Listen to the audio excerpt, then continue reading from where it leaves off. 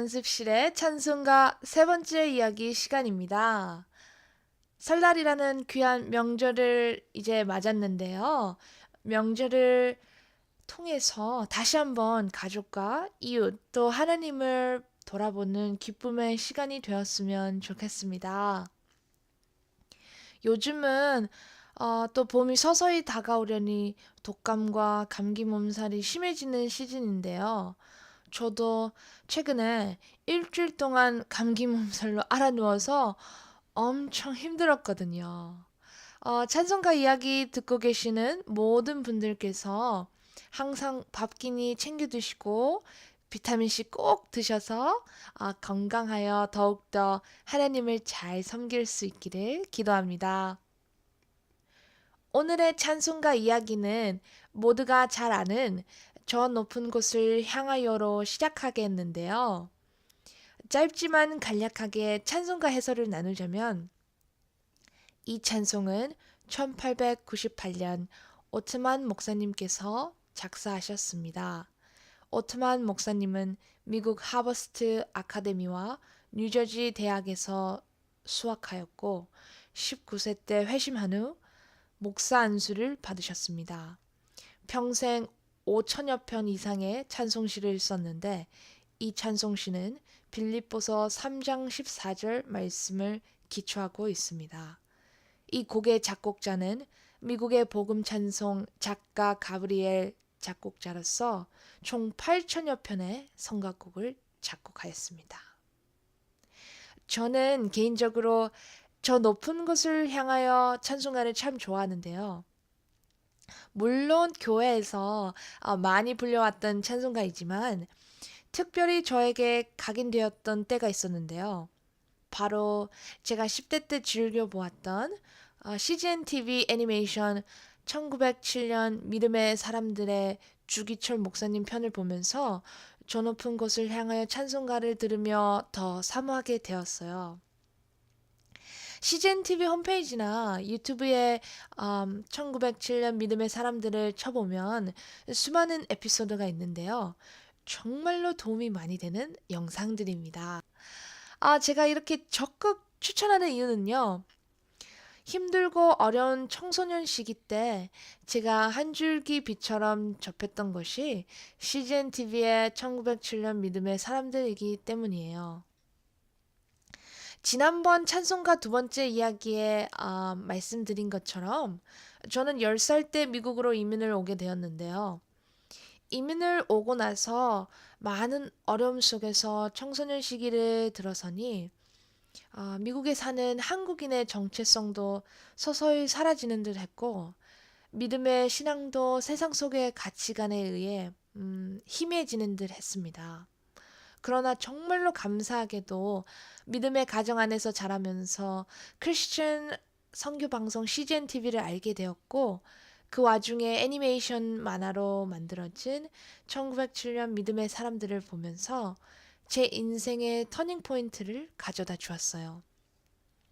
처음에는 애니메이션 만화이기에 재미삼아 보게 되었지만 계속해서 주기철 목사님, 한경직 목사님, 언더우드 선교사님, 아펜젤러 선교사님, 손양원 목사님, 토마스 선교사님 등등 하나님 앞에 젊었을 때부터 세상 부귀영화 버리고 수많은 고초를 뛰어넘어 헌신하는 삶들을 보면서 나도 그렇게 하나님께 쓰임받고 살고 싶다는 열정이 저를 사로잡았어요.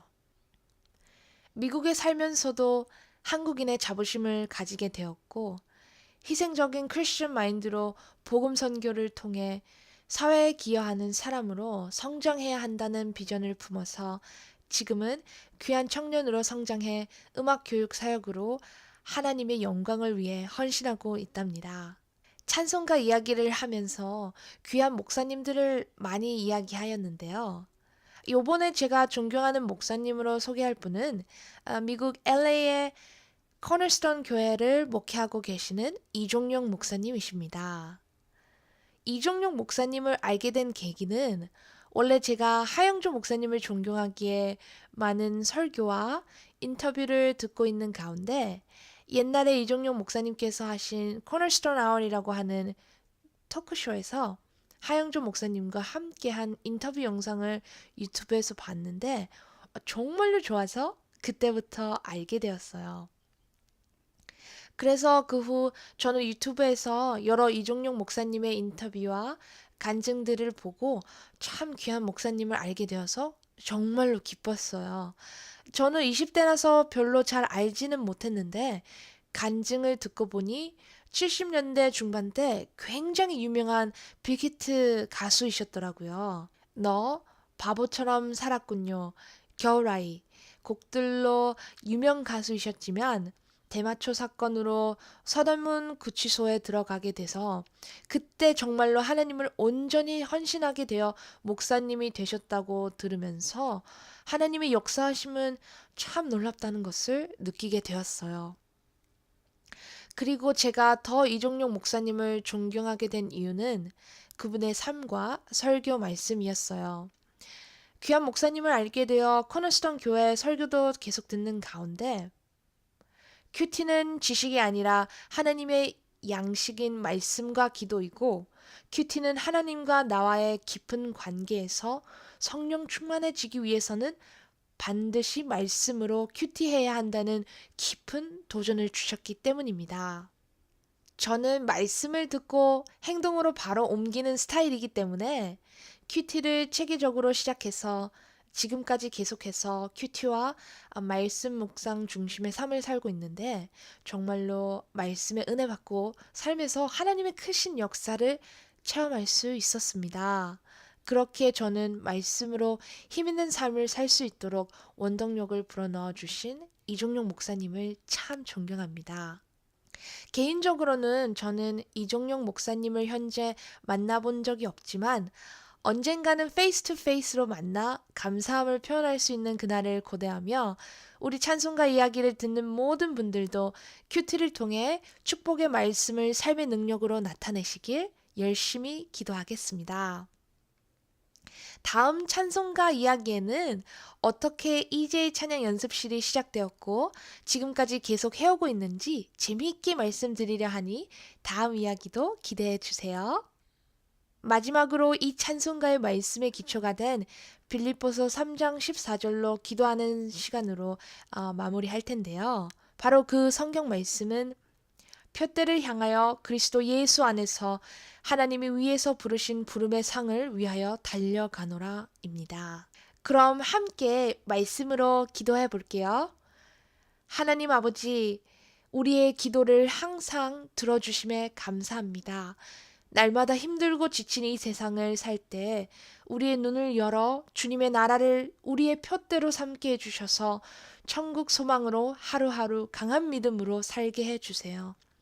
그리스도가 내 안에, 내가 그리스도 안에서 날마다 하나님께서 부르신 소명을 붙들며 상 주실 것을 바라보며 포기하지 않고 믿음의 경주를 달리게 해주세요. 무엇보다도 우리가 서로 믿음의 형제 자매들을 기도와 사랑으로 격려하며 주님 주신 사명을 향해 함께 달려갈 수 있게 인도하여 주심에 감사하며 예수님의 이름으로 기도드렸습니다. 아멘.